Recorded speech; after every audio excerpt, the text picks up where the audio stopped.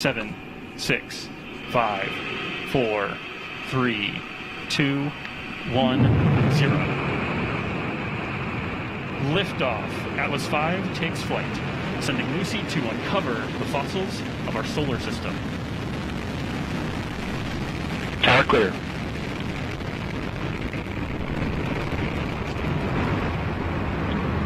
RD-180 propellant utilization has gone to closed loop control. The vehicle has begun the pitch yaw roll maneuver.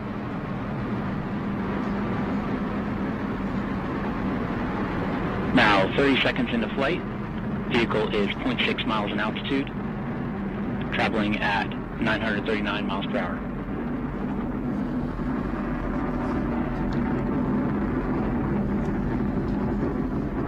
RD-180 performance continues to look good at this time.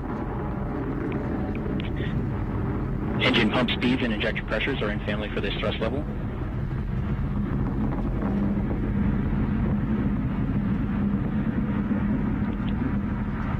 Atlas vehicle attitude remains stable at this time. Attitude rates are near zero in all axes. Now at T plus 70 seconds into flight, vehicle is 4 miles in altitude, 0.2 miles downrange distance, traveling at 1,200 miles per hour. Mach 1, Atlas is now supersonic.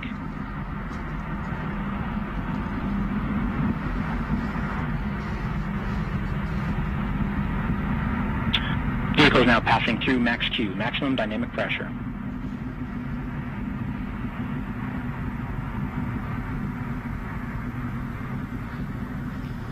The vehicle is now throttling down slightly.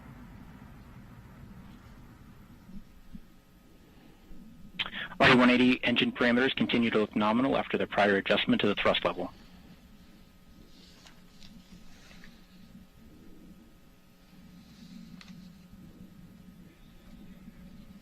Approximately 2 minutes remain in the Atlas booster phase of flight.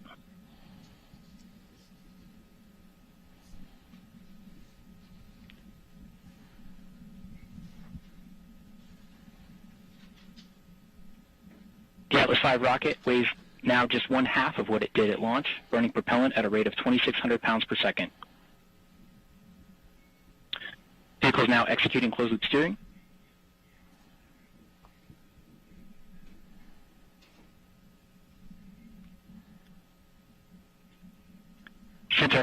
Centaur reaction control system is now pressurizing the flight levels.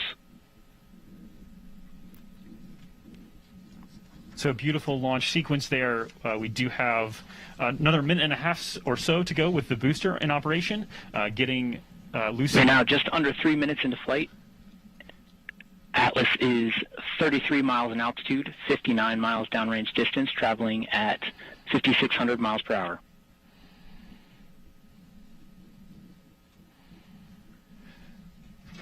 So Lucy being lifted up out of the atmosphere by the booster, getting on its way into a park orbit before we get towards... All first stage vehicle systems are operating as expected at this time. Future portions of the launch activity, we have the Centaur multiple burns ahead and spacecraft separation.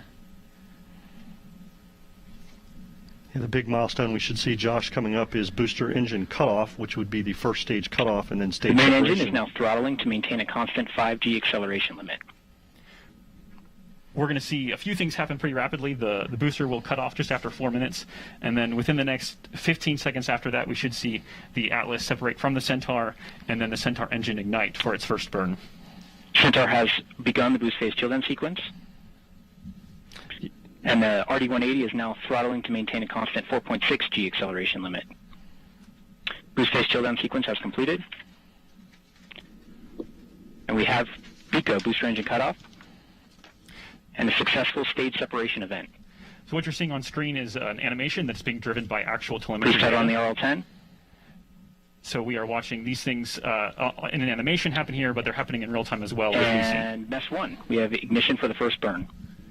All right, so there we go. We should see the fairing jettison here. We have indication of good payload fairing jettison. And there we go. All right, Nick, so that wraps up the first round of major milestones here. Still very much in the middle of dynamic flight. The TU system on the RL-10 is now in an open loop burn-off mode to burn off excess fuel in the early portion of this burn.